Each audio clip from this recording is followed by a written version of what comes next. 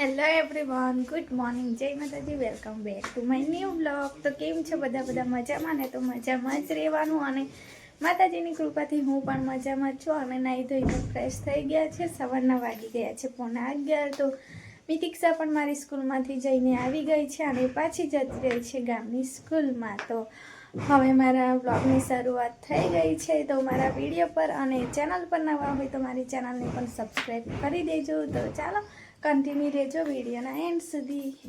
તો દાળ મેં મૂકી દીધી છે. તો બપોરનું જમવાનું બનાવું છું અને સવારમાં પણ એકવાર બનાવી દીધું છે મેં રોટલી અને મેથી દાણાનું શાક. તો મમ્મી પપ્પાએ ખાઈ લીધું છે અને ખાઈને ખેતર ગયા છે.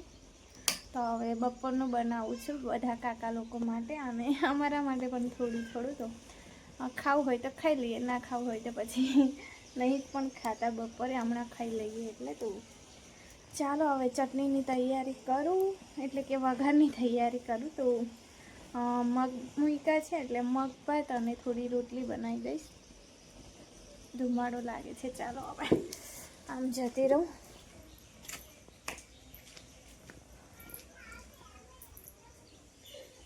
તો આસ્તા મારી વાડામાં એકલી જ રમે છે. તો ત્યાં ફૂલ છે ને એટલે ફૂલ તોડતી રમ્યા કરે છે. તો મમ્મી પપ્પા નહીં એટલે પછી એને ત્યાં જ રમવા દઉં, એટલે સાથે મારું કામ પણ થઈ જાય.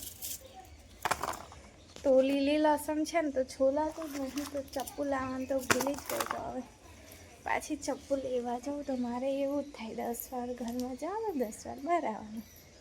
જમવાનું મારું બની ગયું છે. હવે નાખી દઈએ અને પછી જીજાને પૂછી આવું એટલે આપણા માટે જમવાનું કાઢી દઉં.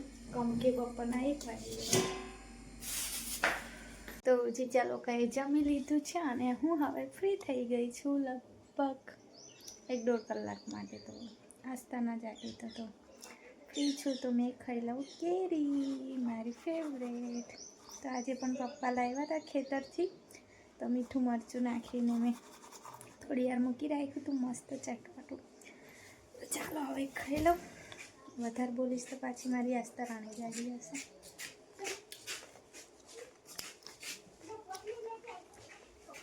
તો 3 વાગી ગયા છે. હવે બનાવી દઈએ મસ્ત મજાની ચા.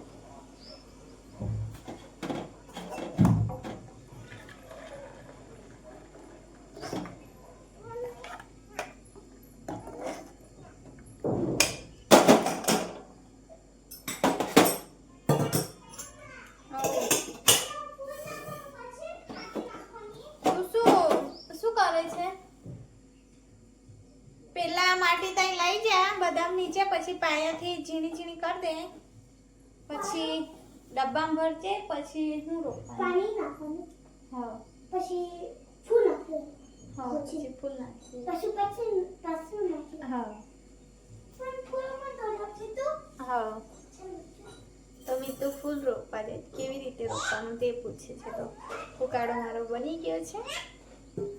હવે હું પપ્પા જાય તો પપ્પા જશે, કાં તો હું જઈ આવું. પર મેં આપી આવી છું, હવે હું પણ પી લઉં. તો આજે આટલો બચ્યો છે મારા માટે, અડધો પપ્પા માટે રાખ્યો છે. અને આસ્તાની દીક્ષા પાછળ વાડામાં રમે છે. ઢગલો વાસણ પડ્યા છે, મમ્મી ગયા છે શાક તોડવા. તો હવે વાસણ મેં ધોઈ નાખું, કેમ કે મમ્મી પણ થાકી જાય ને, કામ કરી કરીને એમને કમરમાં પણ દુખે છે એવું કહેતા હતા. એટલે ચા પીને મેં ફટોફટ ધોઈ નાખું વાસણ.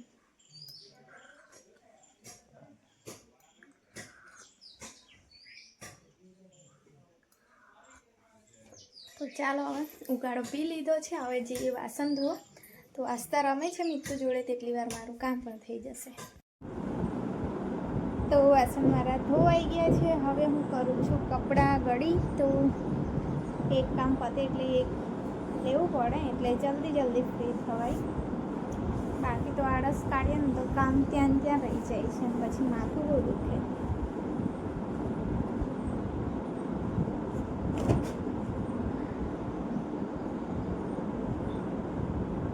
પંખો ચાલે છે ને તો કપડાં બહુ ઉડી જાય છે.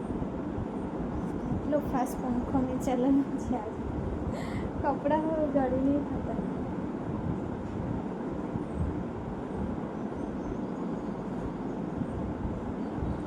તો મારા બધા કપડાં ઇસ્ત્રી કરવાનું થઈ ગયા છે.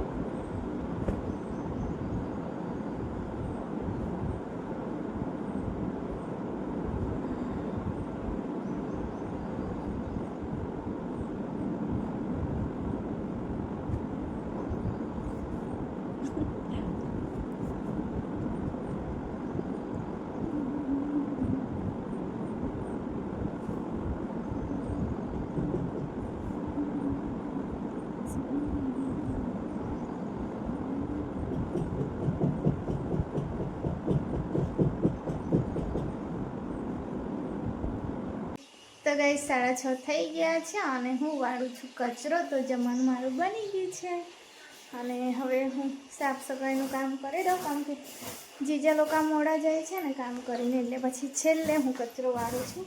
કારણ કે સિમેન્ટવાળા પગથી ચાલ્યા કરે ને, એટલે મને ઘડે વાળવું પડે છે, એટલા માટે. તો ચાલો હવે કચરો વાળી લઉં, પછી મળીએ આપણે.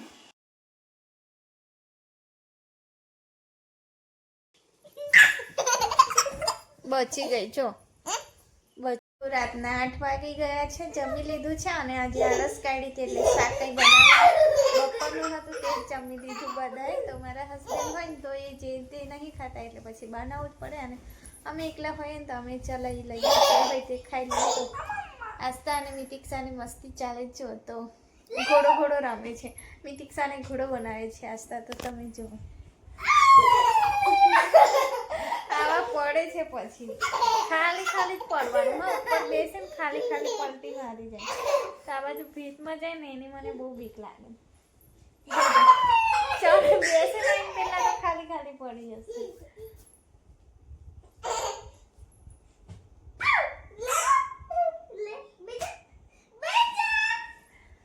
તો એ લોકોની મસ્તી ચાલ્યા જ કરશે. અને મારા હસબન્ડની છે આજે નાઈટ, એટલે કે આવતીકાલે રજા આવશે, આવતીકાલે અમારી જોડે રહેશે. તો ચાલો આજનો વિડીયો મેં અહીંયા જ એન્ડ કરીશ. ફરી મળીશું આવતા નવા વિડીયો સાથે. ત્યાં સુધી જય માતાજી, ગુડ નાઇટ.